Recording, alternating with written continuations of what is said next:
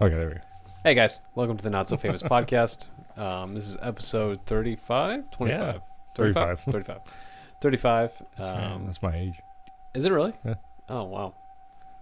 It's a milestone. Wow. Really? Yeah. How old were you when you came to the church? 23. Oh my gosh. Been here for a while. You weren't that young. Yeah. I was 23. You were that young? Yep. Wow. I know. I thought you were like 28. No. And I thought you were getting closer to your 40s. Nope. I am getting closer to my 40. Yeah, but I thought you were like over maybe the hill. like 39, about Oh, like no. hitting 40. Nope. I was young when I got here. Wow. Like straight from college too, right? Well, a year out. Wow. Yep. Old timer. You know, it was really funny. You just ruined your intro. Yeah, right. But, yeah, so I got married when I was technically 19. And then a month later, I turned 20. But, like, I look at people and I go, man, was I ever that dumb that, like, how did I get married at 19? I watch 19-year-olds now, and I'm like, you guys are idiots. But you did the same thing. I thought you got married like when you were like 22. No, I thought you were like freshly married when you came to the church. no. I got married when I was 19. Oh, in college? Yeah. Oh, My second year of college, after my second year of college. really? Yeah. I thought it was like, well, no. Wow. Okay. Yep. This is like truth hitting me because I had a different perception now of like how old you were when you came here and what year you got married, you know? And they just gave me the teens. They're like, here you go. Young marriage. Here's a bunch of kids now. Which, so, you know, having the youth group at that young, did that prepare you for having kids? No. No, that's a totally different animal. You know what, though? I think that having kids gave me a different perspective on youth ministry. Really? Yeah. Do you think you should have had kids first before you joined the youth ministry? Maybe. Because it's just a different... Because, like, on one side of it, you understand the teenage side and the kid side of it. Mm-hmm. And then when you become a parent, you understand the parent side of it. So it gives you a more rounded perspective on everything. So, yeah. So, All right. Well, so what do you got for topics, man?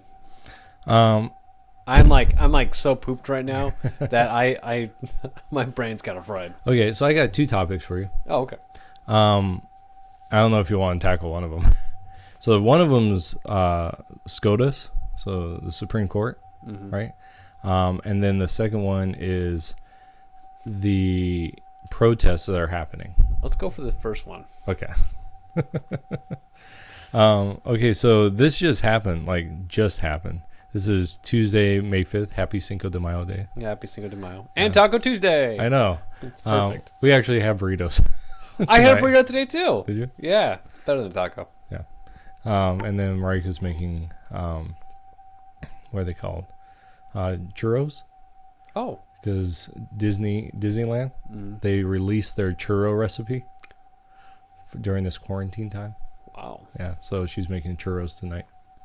wow. Yeah, so anyways, so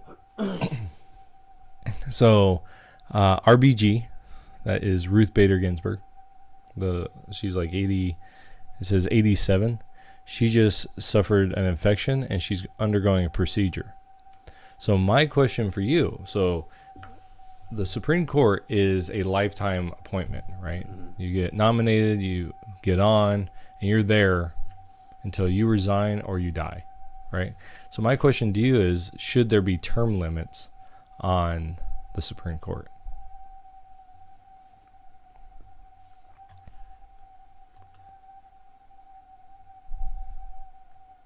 I haven't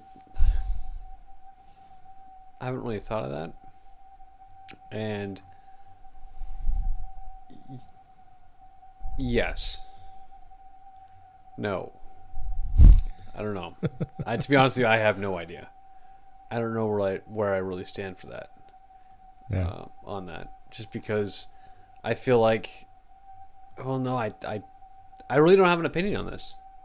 Really? I guess, yeah. I never really thought about that position. It's always focused on Congress, Yeah. and you're always focused on them more, and never really took any consideration about them. I thought they had term limits. No. Are you talking about Supreme Court? Yeah. Yeah, no. There's only one person that has a term limits, and that's the president.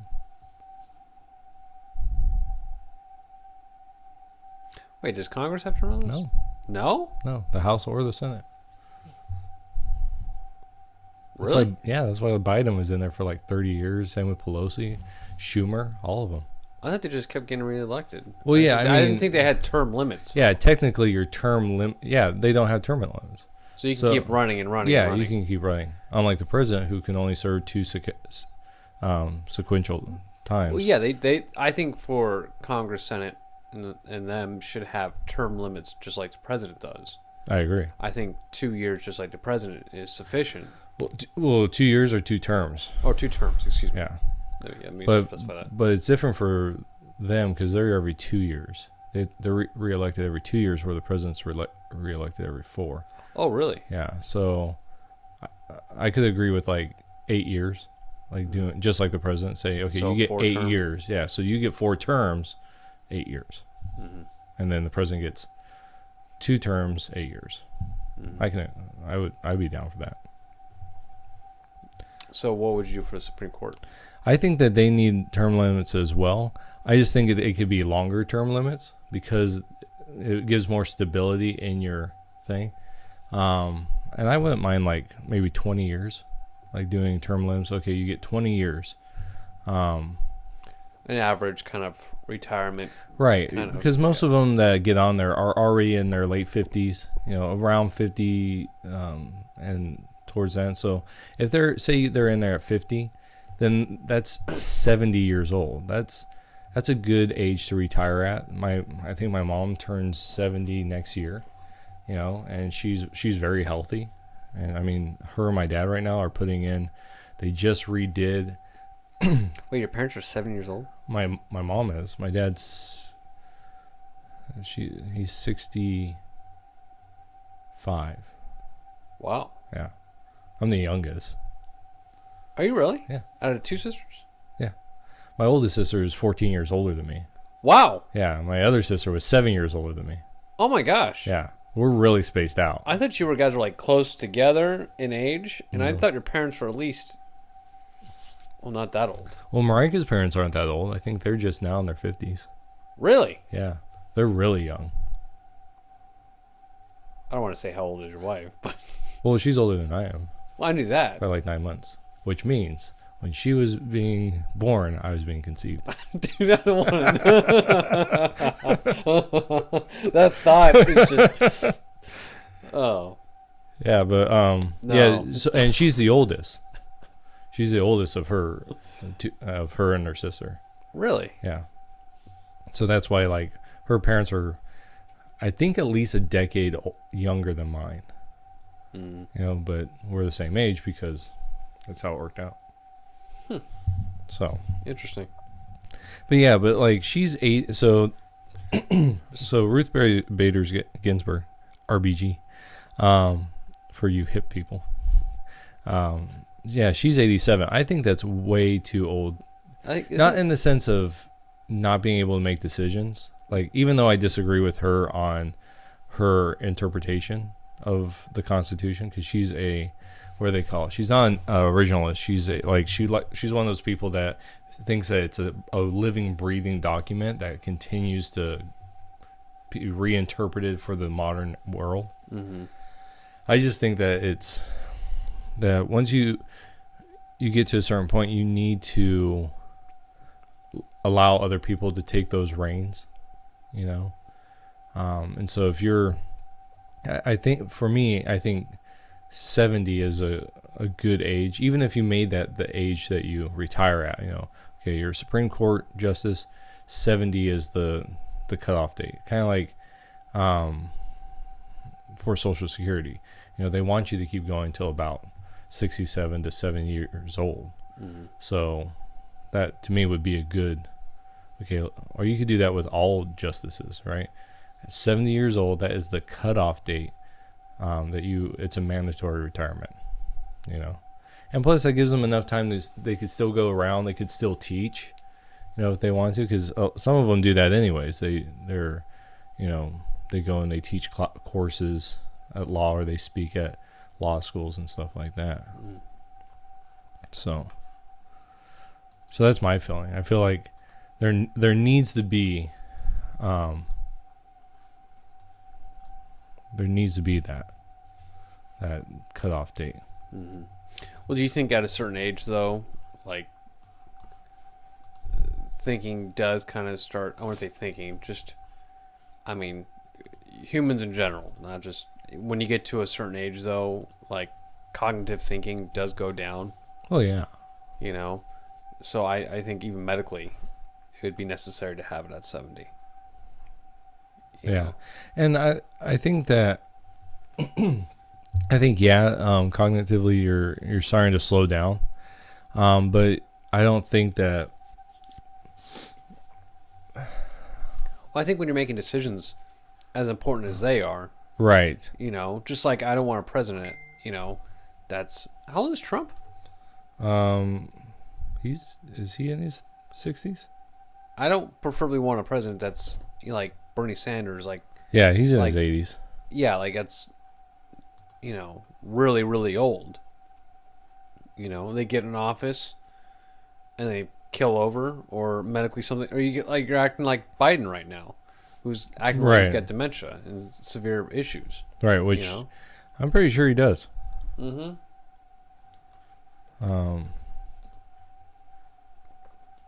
Yeah, I'm pretty sure.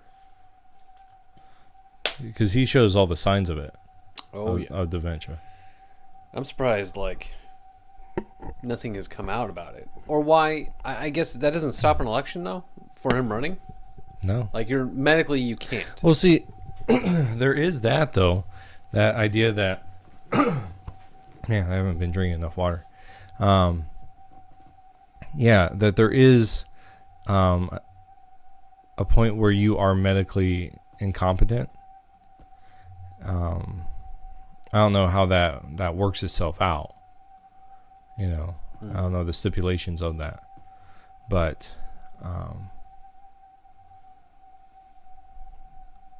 really, because I don't know what Trump is. This is he's 73 years old. Really? Really? Yeah. That really surprises me. He doesn't act like he's 73. He doesn't. Not at all. As much as I am as a Trump supporter, I still feel, though, that there should be a certain age limit, though.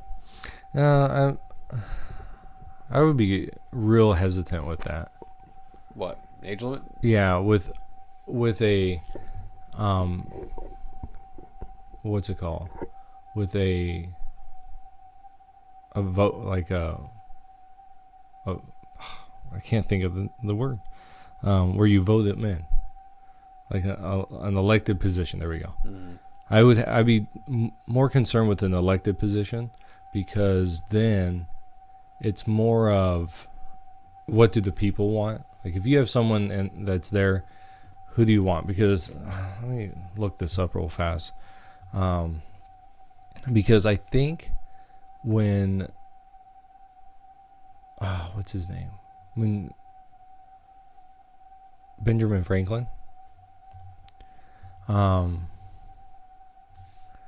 when he was at the signing of the Constitution,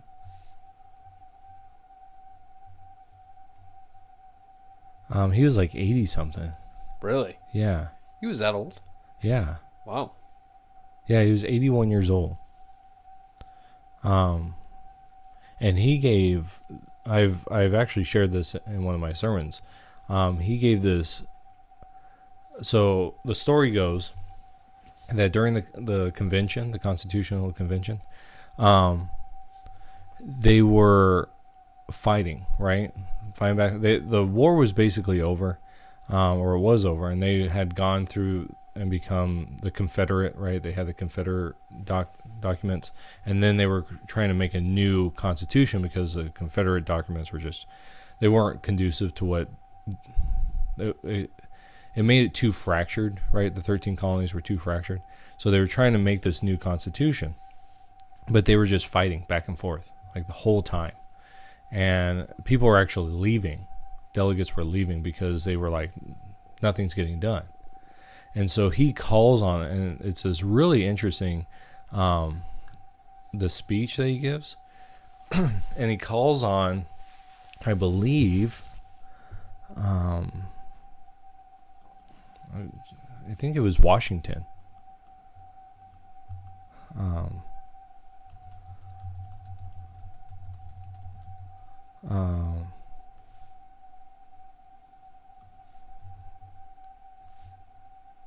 Yeah, here we go.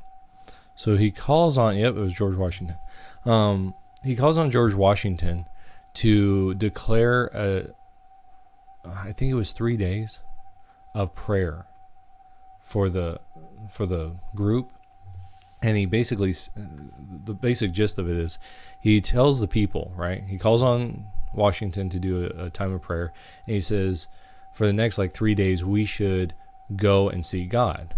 Because, and then he goes in, and this is why people that call him a deist don't really understand his belief system, because he has this deistic kind of view of God, but in this one speech, either one, he's lying, which one of his big things was to be truthful, so I don't think it's that, or he really believes what he's saying.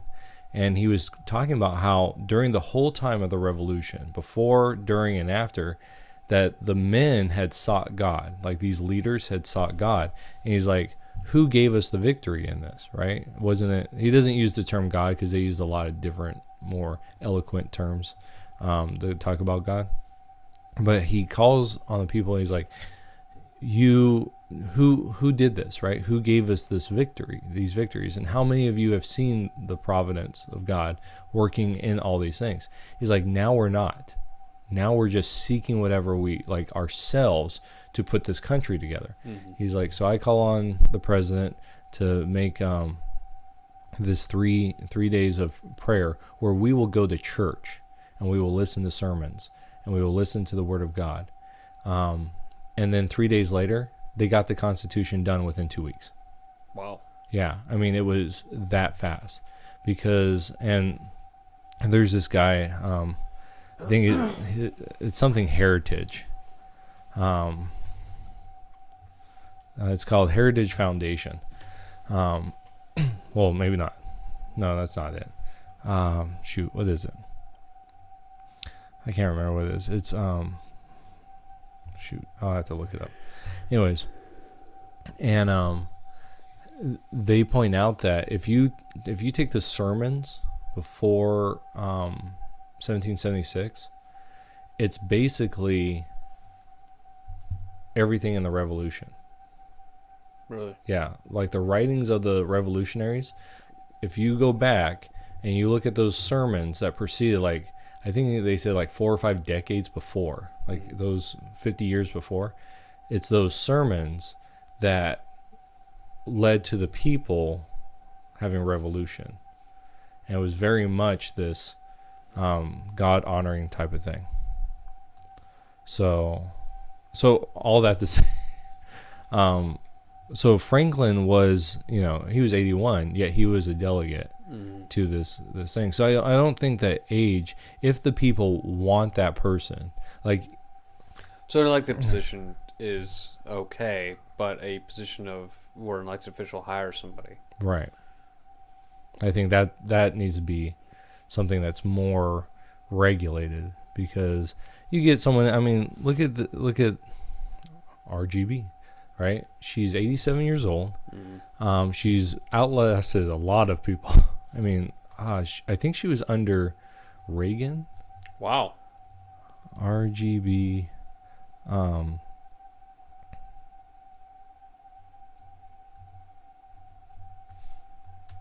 Yeah, when did she start?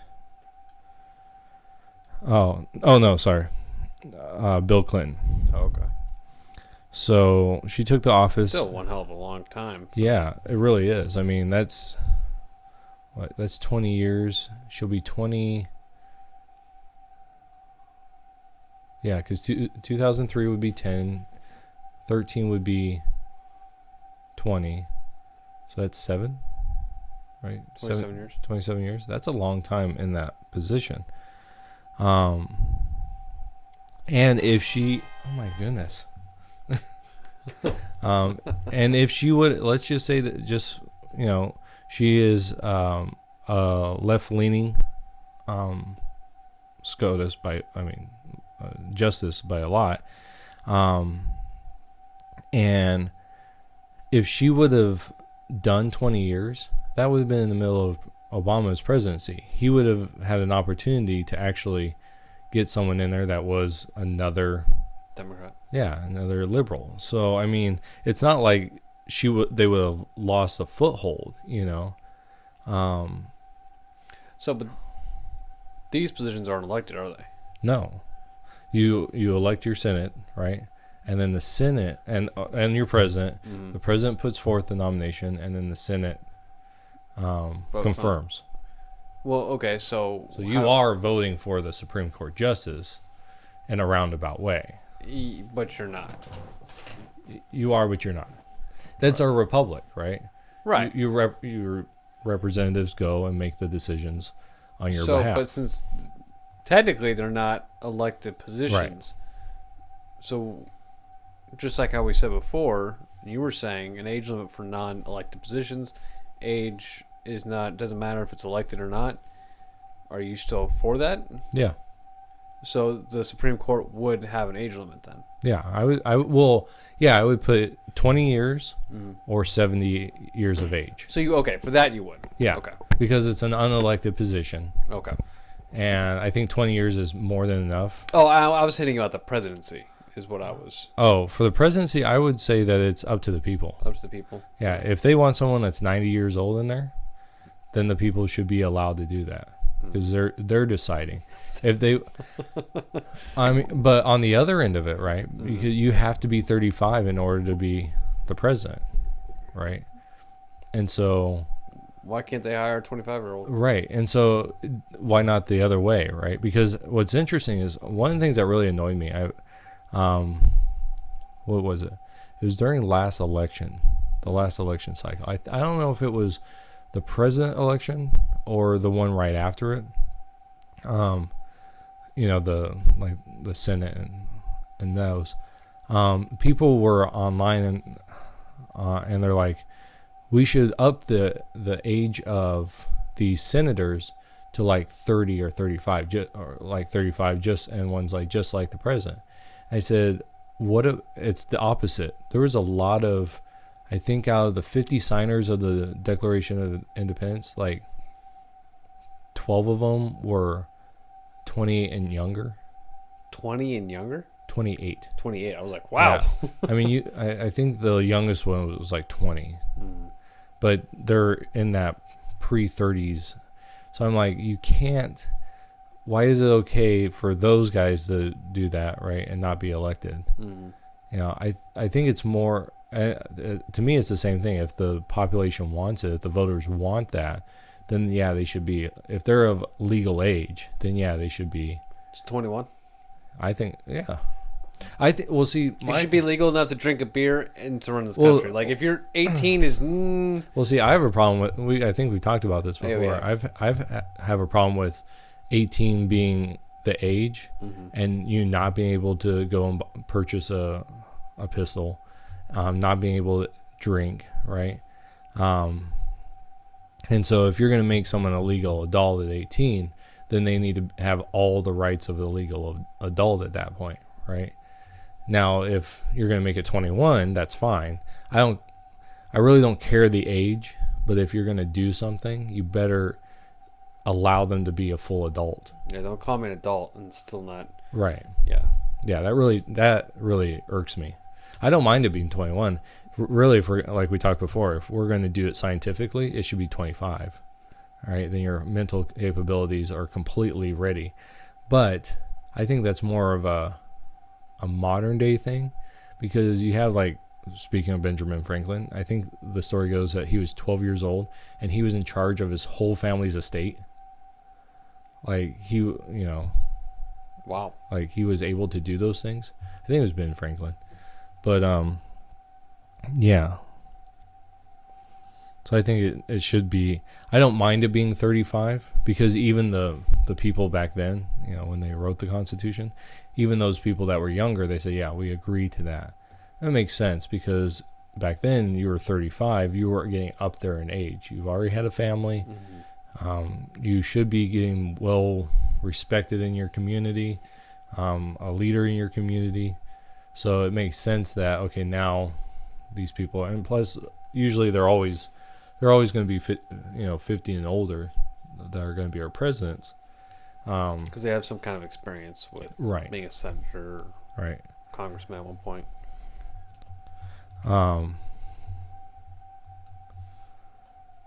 Yeah, because I think the youngest one is, of course, what's his name? JFK. Okay, well, the youngest elected is JFK. There was actually one younger than him. Really? Yeah. How old was he? I think it was 34. Yeah. Let me see.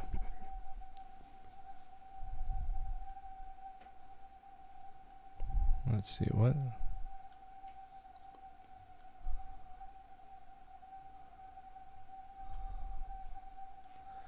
Yeah, because... Yeah, so this says that on average presidents are sworn in at 55 years old. John F. Kennedy was the youngest president at 43 years. But when McKinley died, Theodore Roosevelt was 42. So he was a vice president. He became president at 42. So technically he is the youngest president. Donald Trump was the oldest. Really? Yeah, 70 years old. Wow. And then Ronald Reagan, right before him, was 69. Wow. But yeah, this is the average sworn in of a president is about 55, which that's fine. Mm-hmm. I don't mind. I think that, yeah, when you're in your, I would say, late 40s into your 50s, I would say that's to me your prime of life. Like, not physically, is your physical prime of life is like 25 to 35, like that range. Mentally though. But mentally, emotionally, 45 to 60. Like, I think that's your prime. Your mind's still sharp. That's not to say you can't be sharp still later, but when you start getting 60, now your body's starting to deteriorate at a quicker pace. And same with the mind. Mm-hmm. But when we moved to Arizona, I always thought like 60 was old, like that was old, right? And then we moved down here, and I'm seeing 80-year-olds like working out, like running 5Ks, like they're nothing, doing triathlon type stuff, So I mean, it's how young you want to be, mm-hmm. right? But the reality is, at 60, most people start deteriorating faster. I've seen it like in my parents' lives. For my dad especially, because he still works in construction, hard labor type stuff. He still works in construction? Yeah. Wow. Yeah. And he, I could really see a difference when he turned 60. Like the body start really reacting to all the years. So I have no problem with someone that is at that. George Washington was 57 when he became president. I thought he was a lot younger. Huh? But interesting. Donald Trump, number one in age. He wouldn't be though if Sanders Sanders isn't going to get in, but if old Joe got in. How old is old Joe? I think he's 77. Oh, he's getting up there too. Yeah. Yeah, I can't. Yeah, I don't know how old he is, but I'm pretty sure something like that. Yeah. Oh, yeah, he's 77. So Donald Trump's 73, Biden's 77. But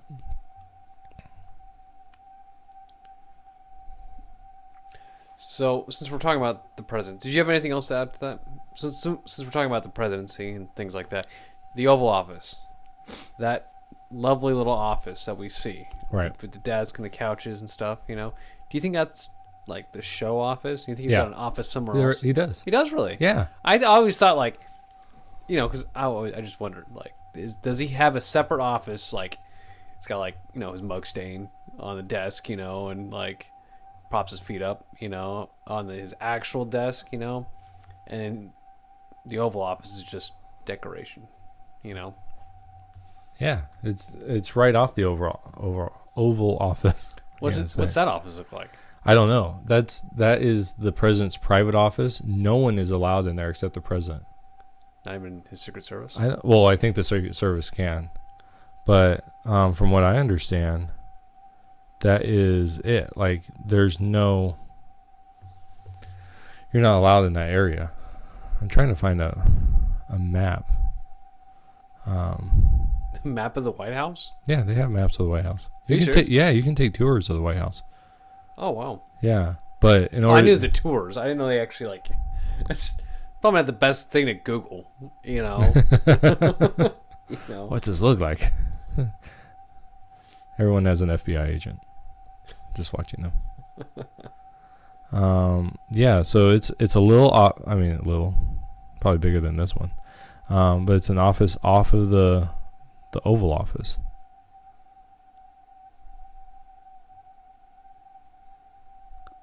Yeah, and then from what I understand, no one is allowed in that office except the president of the United States.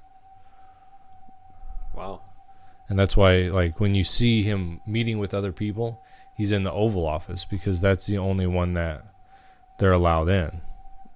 I just wondered, like, if he actually sits at that desk to do paperwork and stuff, or if that's just for show. I think it's for show. 'Cause I'm like, I would really hate that desk. I don't know about you, but that desk just looks tiny. Well, did you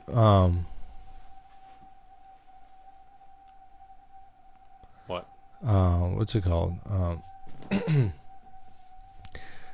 I got this from National Treasure. Oh. So I don't know if it's actually true. Probably not, but just it's the second one, right? Yeah. Yeah. Just the fact that that's the first one. This is the first one. Yeah. Oh, okay. That it's actually made, like, that disc and another disc are actually like cousins. One over in England, so they're actually cousin ones. So. Yes, I can't really tell where this is.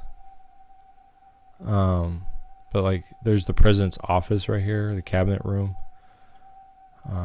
But it doesn't say, like, Oval Office,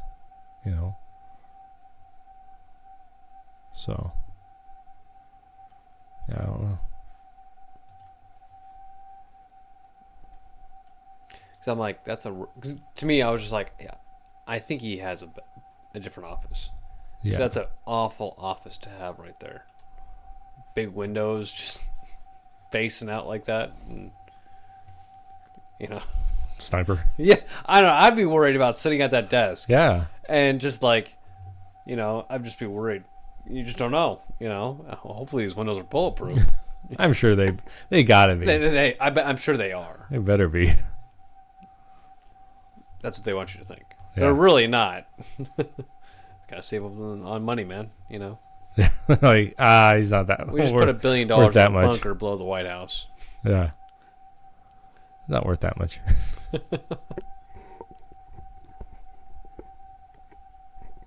Okay, so yeah, I'm trying to find something that shows kind of what it looks like. You know, it's pretty cool. It's got like this war room off of it. Off his office? Yeah. That's pretty sweet. But so I don't know.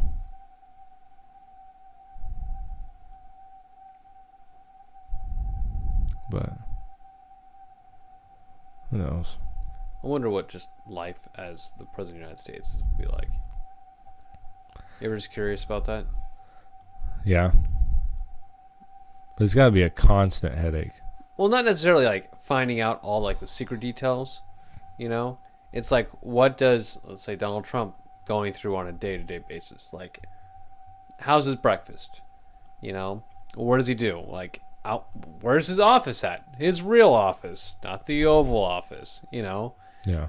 You know, how often does he fly everywhere? Which we probably won't know that anyways, but I think he's actually in Arizona right now. he is. Yeah. He made his way around Honeywell. Mm-hmm. I don't know. I just want to just see what the life of the president's like. Should have became a Secret Service. Yeah, right. I always, like, growing up, I thought that Secret Service would be a cool job. You are until you're the detail for Hillary Clinton, which they all said that. Jump in front of her. No, jump away from her. I heard that Secret Service detail for Hillary Clinton is just a nightmare. Yeah. Like, she's just the devil. Yeah. Yeah. I hear, like, a lot of people are real rude. That was one of the things that impressed me about Trump. I think because the Marines are they're the ones that actually fly him places, right? And he was getting on to, I don't know what they call it, but the chopper. Yeah, onto the chopper. And the guy's hat flew off, and Trump picked it up and put it back on him. Mm. Like, that to me is class. Like, just that's classy to be able to do something like that, because he doesn't have to. He is the president. That's not something that is in his need to do, right? He needs to get on to the plane. He needs to get off of the things, real quick, because he has things to do. World matters to deal with. And yeah, he takes his time, picks up the hat, puts it on the guy. I think he even, like, I don't know if he saluted him, or I know he, like, thanked him for his work or something, and then he took off. And I thought, that's classy. I'm really, that impressed me. It's those little things that impress me in someone's life. Like, they say stupid things, but how do they act? And so. Well, do you think President Trump should be saluting? Yeah, because he is the commander in chief. Right. Did Obama salute at all? I think he did. I thought there were some issues with him at some points. Like, he tried saluting with a cup of coffee in his hand, or something like that. Well, I'm sure he done. I don't think everyone's on 100% of the time. No, it was like,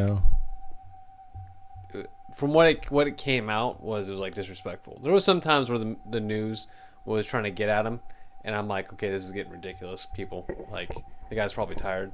But there was a few times where it was just kind of like, ugh, that's a bit disrespectful. Yeah. Yeah. I mean, there are a bunch of things. Definitely he was disrespectful with. I'm trying to. I remember having a meme I put out years ago when Obama was. Dude, that's years ago, man. I know. Are you really scrolling through to look at that? I am. I'm looking for that one meme. So I remember sharing it. I think it was with you. Oh, I just love scrolling through some of my memes. Like this one, this Forrest Gump one. In 1776, the British demand that we surrender our weapons. We shot them. Treason. It's the reason for the season. Happy 4th of July. Just stuff like that. History began on July 4th, 1776. Everything before that was a mistake. I just love, just love that. So hilarious to me. Gosh, see, I'm trying to go back in my messages, and I've only hit March. Oh, really? You're on your laptop, so you can scroll through things faster. Yeah. Yeah, I can. Especially when I use the mouse. What year are you in? I have no idea. Just, it was a while ago. I have the yellow Jeep at this point. But, yeah. So, yeah, so I think for, like, SCOTUS, that there needs to be a timetable on it. But as far as, like, your elected officials. Yeah, I think that needs to be one of those ones that are like, okay, let the people decide what they want to do. Mm-hmm. If they want someone that's 90 years old, then let them have them, because that, to me, that's the freedom aspect. Mm-hmm. You know what I found weird? Speaking about elected officials, sheriffs get elected without any police experience. Yeah, that's just weird to me. It is weird to me. You don't have any police experience, and you're going to be able to be elected to lead a whole entire police force. Mm-hmm. That's just, that's just weird to me. Yeah. I think some counties or states are different with that. They require at least some experience, I believe. But, like our county, we don't require that. Right. That's just weird to me. Like, how would you feel like, John Doe becomes sheriff, no police experience, gets sworn in, becomes a sheriff, and then comes over and pulls you over, Jay? Well, I think so. I think it all depends on the area. Mm-hmm. Like, let's say if La Paz was just some, I wouldn't say backwater area, but you know what I'm saying. Like, no, I hear you. Like, I could not find that meme. I'm heartbroken. Just, oh yeah, here it is. I guess that comes down to the people to go ahead and make that decision on, I like this guy because he's got some experience rather than this guy who doesn't, or, I don't know. That's just up for the people to decide on that. It's just weird, Yeah. That it's not a requirement. Yeah, I mean, I agree. Would you want it to be a requirement? I don't know. I mean, do you have to have political experience to run for president? No, you don't. I mean, look at Donald Trump. Had no political experience. He was a businessman, international businessman. So, I mean, he knows how to do it. I just tagged you in that meme, by the way. Oh, you found it? Yeah, I did. Oh, my gosh. It was old. 2013. I found it. That's a fantastic meme. Yeah. It's President Obama speaking from the White House outside, and it's raining. And there's a Marine in his dress uniform. Looks pretty good. Holding the umbrella over Obama's head. And I made a little caption as if it's his bubble thought. Mm-hmm. I make this guy look good. I like that. Anyways, so what were we talking? Oh, about the, I think that any position, if it's an elected position, should be up to the people to decide. Mm-hmm. If they want someone that's not, because I can understand why you might want that, because then it's, if you feel like maybe the police are like corrupt, maybe you want someone that's not a cop to go in there and actually maybe clean it up. Makes sense. Now I think the bigger the area, right, the more policing you have to do. I think it's only logical to get someone in there with the experience, because you can get someone in there that has no experience and is just gonna, they can't deal with the actual running of the system, right? Because it's more than just like, Mayberry. Let's Right. Mayberry type of thing where it's just one officer and it's a deputy, right? That's one thing where it's there's not a lot to do.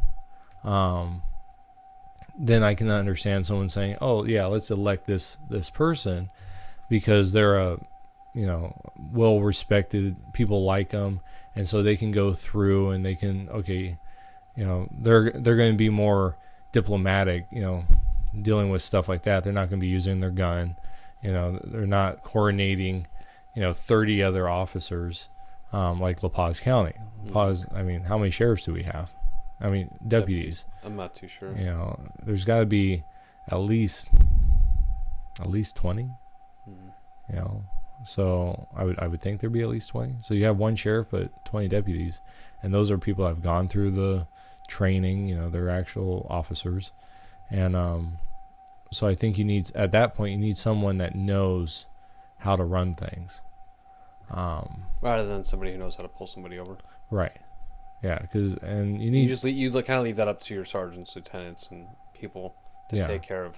Yeah, if you're going to do that, if like you have no experience, like your job as the sheriff is more of a political one at that point. Just a political figure to do. Yeah, you're just making sure everything's doing, but you're allowing your people, and you got to be really like okay with that. Mm-hmm. Be like, hey, you know what? I don't know this aspect of being a sheriff, so I'm going to rely more on you guys to do just that, and I'm going to be doing more of the PR, trying to get people to come together, maybe organizing, community things to bring the officers close to the people and making better relations, Mm-hmm. So I could also see something like that happening when you have like something happen with a sheriff, and now the community wants someone that's not a part of that, but they respect, and that bridges that gap, so I can understand that. So, yeah.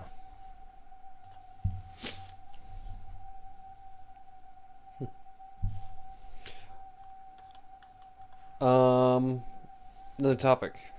Yeah. Are you staying away from my second topic?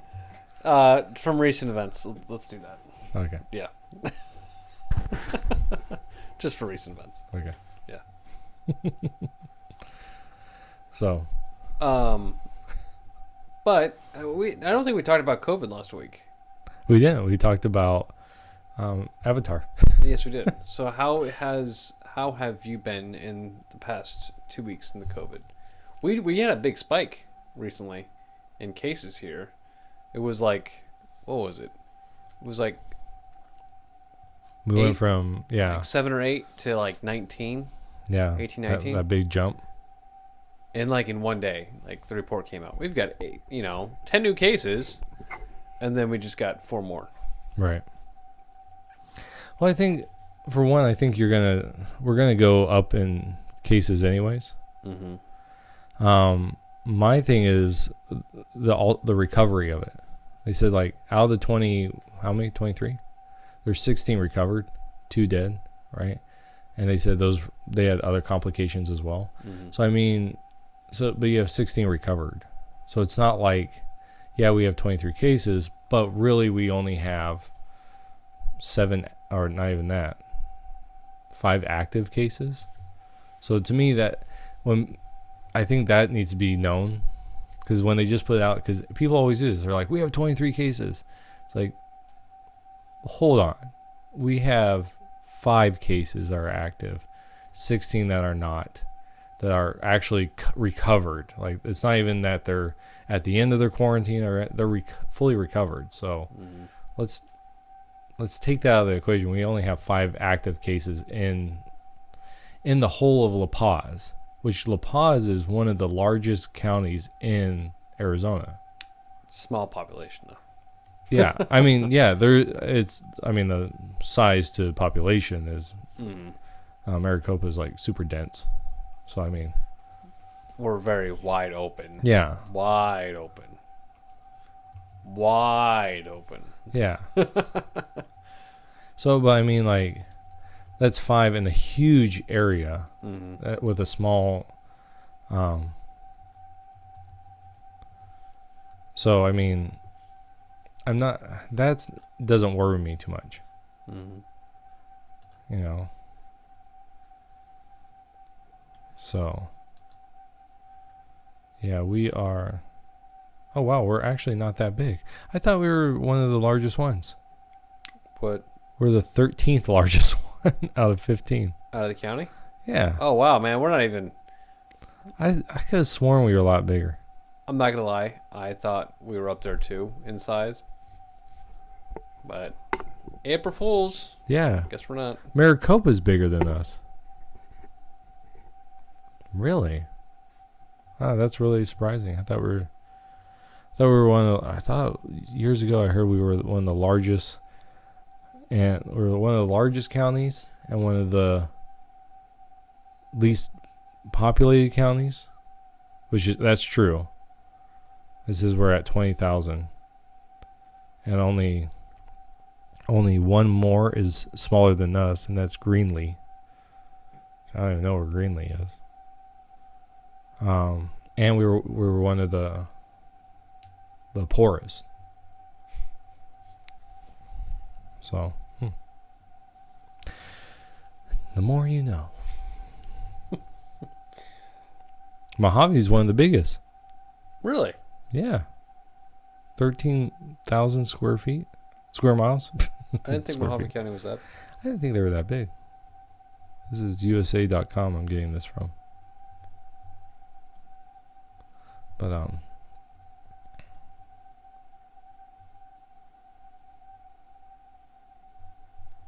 yeah, so I'm not, as far as that's concerned, I'm not too worried about it.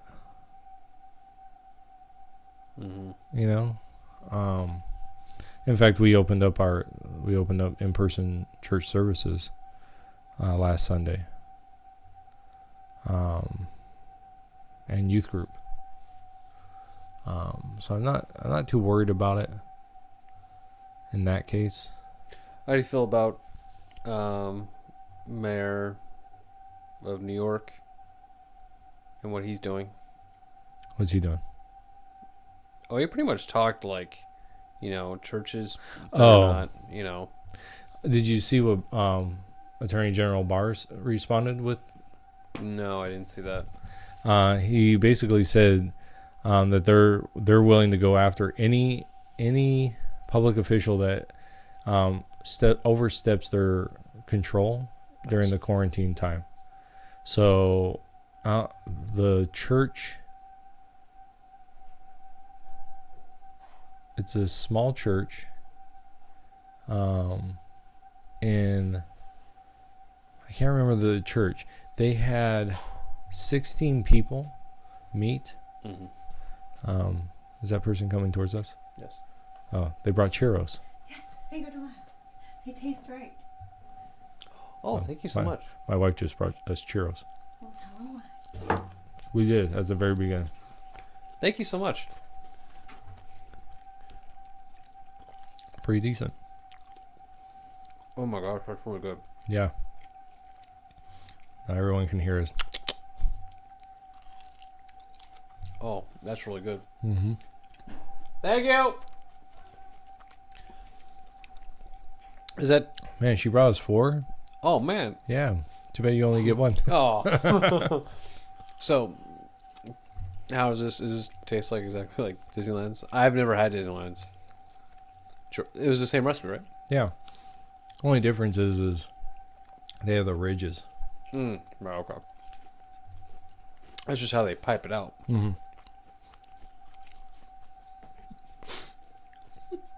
These look like little turds. They really do. They got piped out.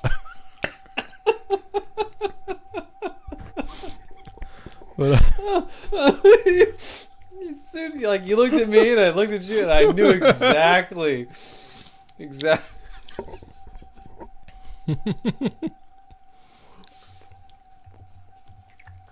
Oh man, Yeah. that's really good though. They are good. Actually, they're really good.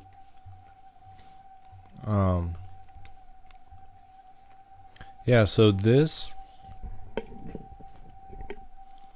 is Justice Department files statement supporting church in legal battle over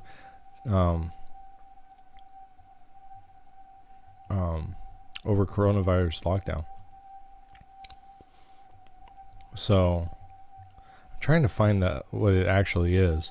But there was this church that had like 16 people meet, and like they were just trounced by for doing so. Mm-hmm. So yeah. So anyway, which I'm really happy to hear. So I think that if people like Bloomberg, not Bloomberg, whatever the mayor's name is. Bloomberg used to be a mayor, but De Blasio. Yeah. Okay, yeah. So this is what it says. On April 5th, Lighthouse Fellowship Church, a congregation in Chicotega Island, allegedly hosted a 6-person service in violation of the governor's executive orders banning in-person religious services of more than 10 people. The church's pastor received a criminal citation and summons, which carry penalties of up to a year in jail and a $2,500 fine. Wow. Yeah. So, I mean, so I'm glad that the Justice Department is responding like that they're on the side of the religious freedom, because that's why I wanted to talk to you about those protests. And so I don't think that it's going to be as big a deal if these municipalities and these states try to push the issue. I think they're going to find themselves in a position where they're going to, come out the bad guy. And I think by them just taking the small step on behalf of this really the reality is it's insignificant, this situation. It's not like it's a big church, right? It's a small church. It's a year in jail, $2,500 fine. It's big in the sense of what it represents. And I think that's what it is. By the Justice Department stepping in and say, we're going to be on their side, that sends a message to everyone else that you want to mess with this small church, you're going to get the full weight of the Justice Department behind them. Think what's happened if you're going to do it on a larger scale.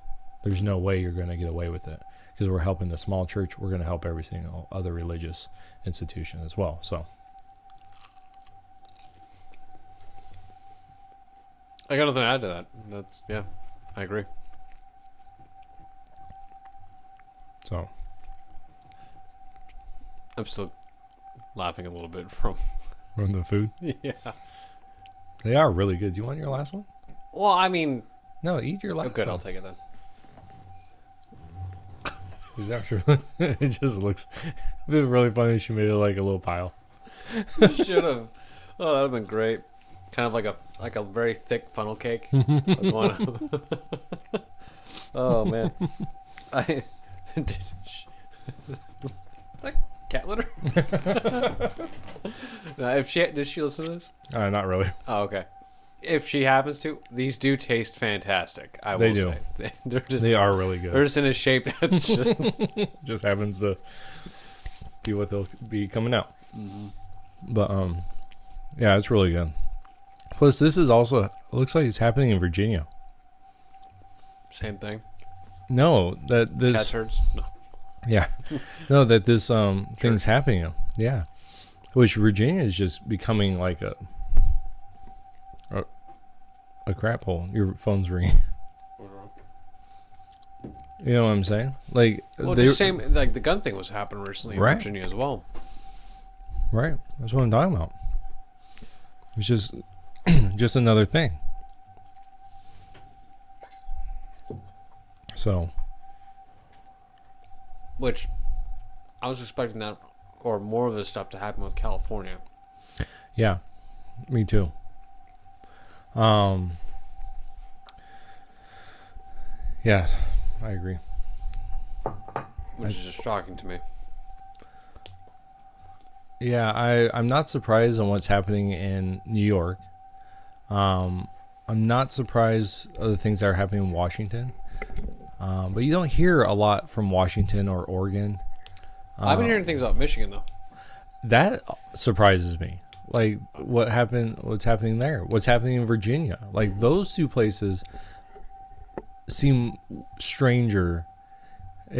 This type of activity happening in there than it does in California, which even though California is taking, I think, even further measures that need to be done, they're still not like Riverside, right? You have to go over there and you have to wear a mask.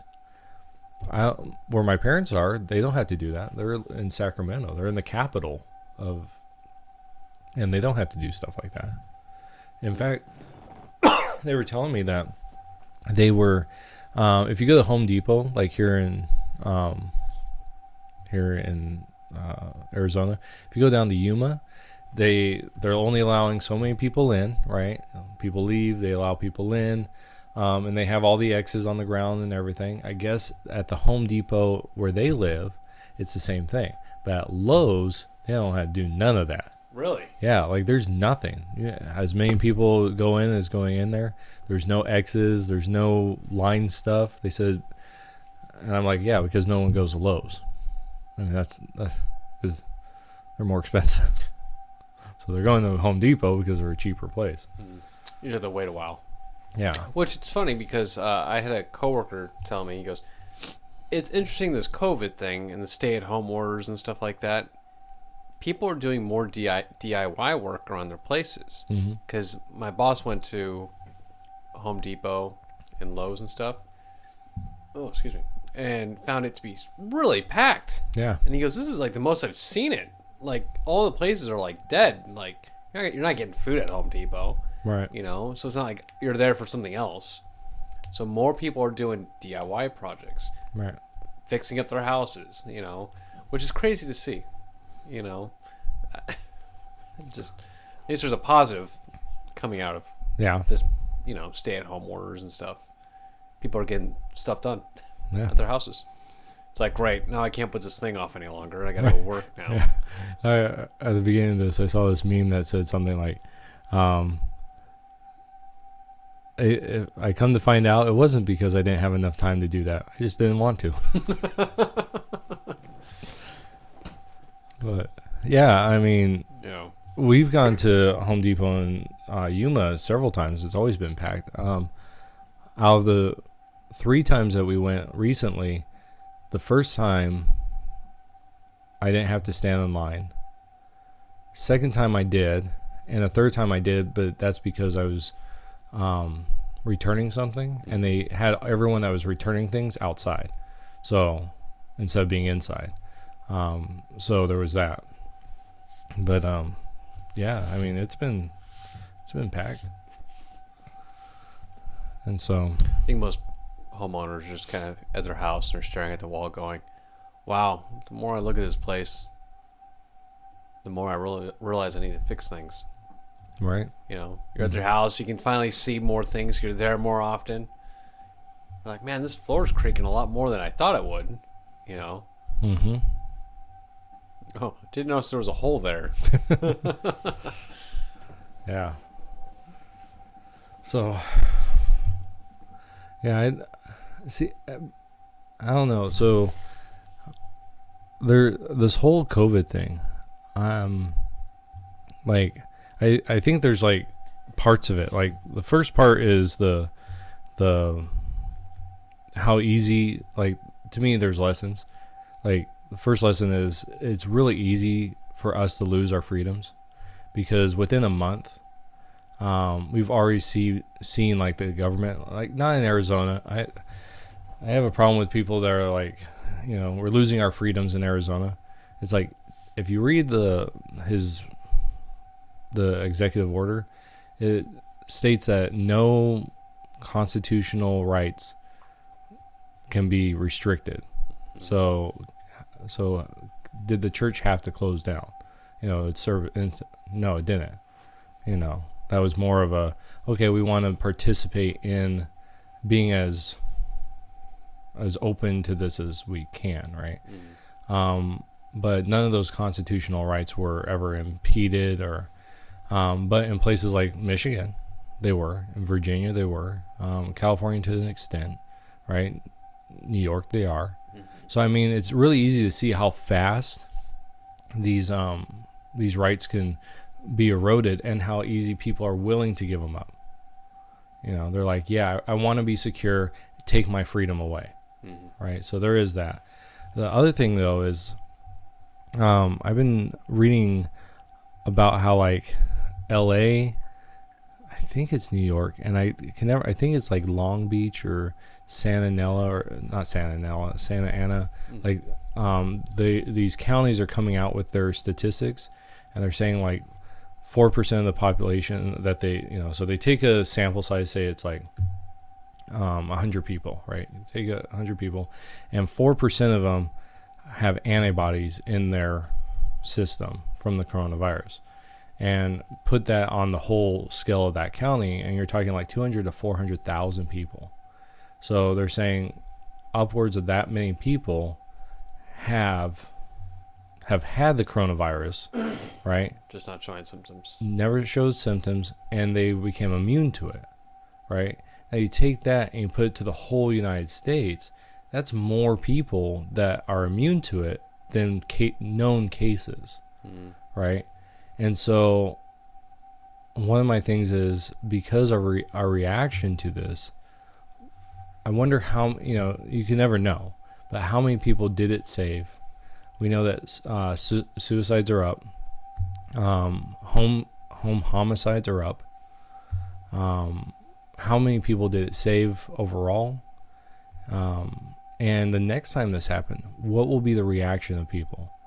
Because it wasn't as bad as, because they were talking about like 2 million people being killed through this virus, in the United States, right?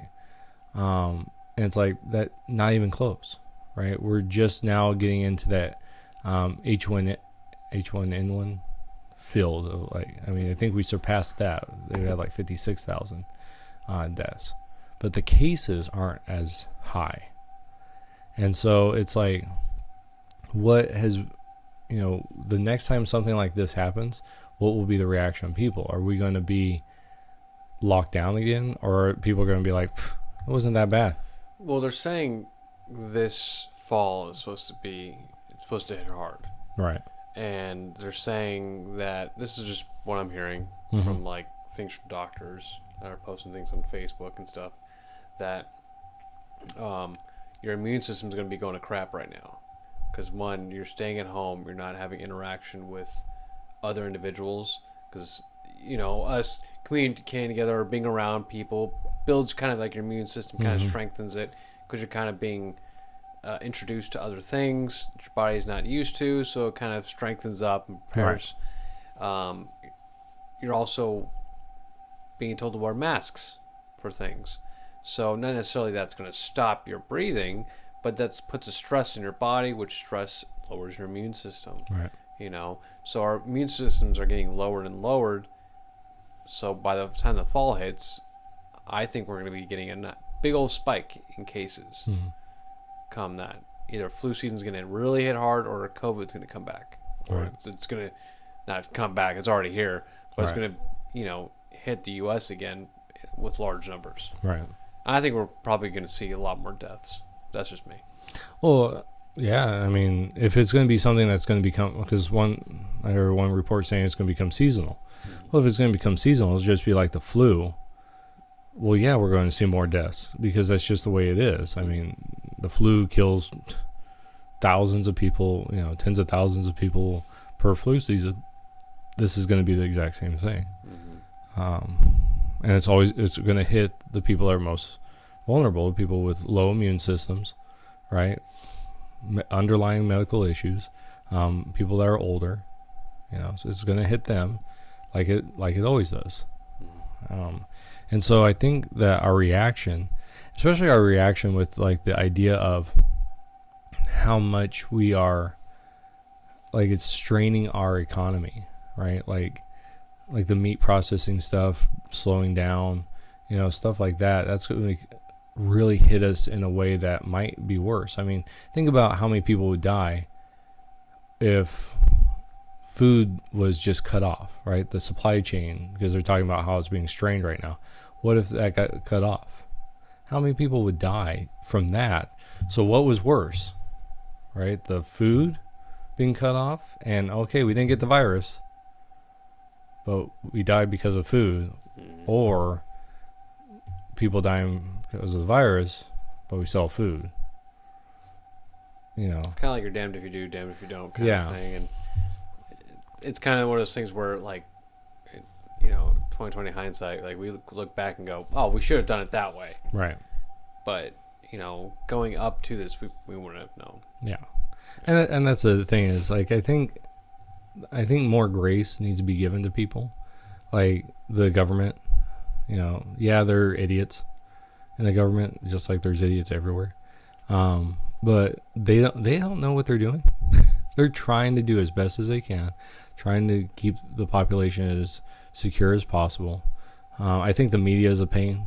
I think they're the main problem in this whole thing. Like, if I am so glad we live in Arizona, like compared to anywhere else, except maybe I think it's Wisconsin or South Dakota. They're like, no, we're not shutting anything down.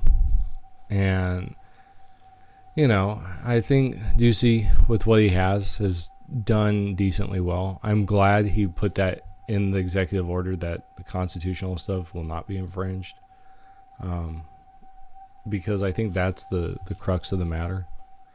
I feel sorry for those people that aren't getting their jobs because they need those things, you know. Mm-hmm. And I like what one person said. They're like, you know, the people are telling us to stay in, you know, to keep the economy shut down. Probably either one, they still have paychecks coming, or two, they have enough money. But the people that need the economy open up, they can't keep doing this. You know, another month. Yeah, they got $1,200, right? Yeah, that's nice, but they need to get out there and make their money. They have loans and things to pay for, and you know, I mean, if we all want to just stay on unemployment, that's great. Did you hear about the person who went on unemployment and was pretty pissed because he was making more money from unemployment than what his job was? Yeah. You know. Well, that lady, she got a loan for her business, and so she didn't fire anyone, and they were angry at her because not fire but laid them off. They were angry at her because they could make more money on unemployment than they could make with her. Wow. Yeah, and she was trying to keep them. She was still paying them without coming to work, right? But they could make more on unemployment, and so they didn't want her to do it. It's like, that's, you know, it's like, for some people this is a taste of socialism, taste of communism, right? And for other people and they reject it, they're like, no, I don't want this. And then other people are like, no, I want this. This is, yeah, pay me for doing nothing. I like that. And it's like, we can't keep doing that. So, well, do you have anything else? nope. Because you won't want to talk about what I want to talk about. Right, I don't. We'll leave that for maybe next week's. Okay. But nothing else up? Nope. All right, cool. All right, well, hopefully you guys enjoyed and liked this podcast. Hit the subscribe button if you guys want to see more podcasts from us, and hit the like button. Give us a thumbs up, and hit the bell if you guys want to be notified when we do upload a video or when we upload a podcast. And questions, leave in the comments. We'd like to answer some. I don't think we've really had any comments lately, but if you want to leave a comment, we'll discuss it, depending on what your comment is, Yeah. of course. Because if it's dumb, we discuss every comment. Yeah. Because there's only been 3. Yeah. Even if it's dumb, we'll probably just make fun of you, but Yeah. we'll discuss it, you know. Hey, and most of the people that make a comment, we know. So we could actually have them on the podcast and Yeah. make fun of them to their face. Yeah. Right. But hey, thank you guys so much for listening, and we'll see you guys in the next podcast. Take care.